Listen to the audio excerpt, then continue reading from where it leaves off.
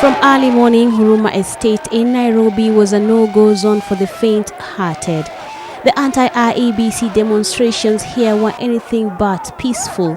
Youth from each side of the political divide trying to outdo each other, while the law enforcers, largely outnumbered, could do little to defuse the situation. Nothing was sacred as the owner of this car was left counting losses. Businesses too weren't spared the wrath of the disgruntled groups. In the CBD, however, it was a different script playing out. Here, the demonstration that had been opposed by the government went on after the courts okayed it. The order that has been made by a judge of the High Court today is a great victory for the country. There was a habit that was beginning to emerge where certain elements in government were trying to use the courts in order to sanitize their activities. Wananchi wa Kenya tunajua demokrasia ni nini, tunaizingatia, aturudi nyuma, hatuwezi kudanganyika. Kwa hivyo yule ambaye anafikiri wa Kenya ni watu wa kutishwa, tunataka kusema kwamba asahau kama vile amesahau kunyonya wakati amekuwa mtu mzima. Unlike the previous 4 demonstrations, this time round there was limited police presence at the IEBC, only a handful of officers contracted by the commission.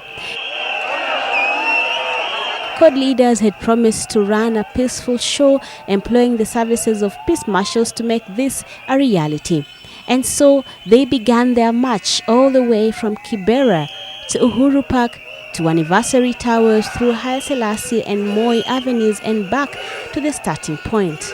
The code supporters and their leaders say that they will be increasing the frequencies of these demonstrations until the Jubilee government gives in to their demands for structured talks outside of Parliament.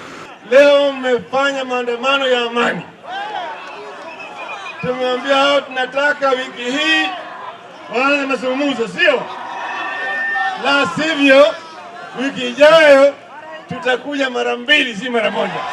We want to tell the Jubilee regime that even for them the window for talking is quickly closing by the day. The Code Coalition maintained that nothing short of the talks will bring to an end these demonstrations. They say the object of the demonstrations, IEBC has to leave office. Sisi kama wanakodi tumesema tunataka mazungumzo sio juu ya IEBC. Tunataka kuzungumza juu ya yale ambayo tutafanya baada ya IEBC kwenda nyumbani. Kwanza tunataka kitambulisho ipewe kwa kila kijana ambaye ametimu umri ya miaka 18. Sawa? Sawa. Na tunataka shirika ya kura na ya kipande iwe kitu kimoja. They also dispelled Jubilee's assertion that the infamous talks at State House last week did not happen. Tunaambiwa that because the meeting lasted 10 minutes, therefore it was not a meeting. In fact, the meeting didn't last 10 minutes. In fact, there was a meeting. In fact, there was an agreement. In fact, they were happy that we met. The government on its part has remained adamant that any reforms to the IEBC will have to go through the constitutionally mandated route, Parliament, a position that the opposition say is not feasible. Brenda, Wanga, NTV.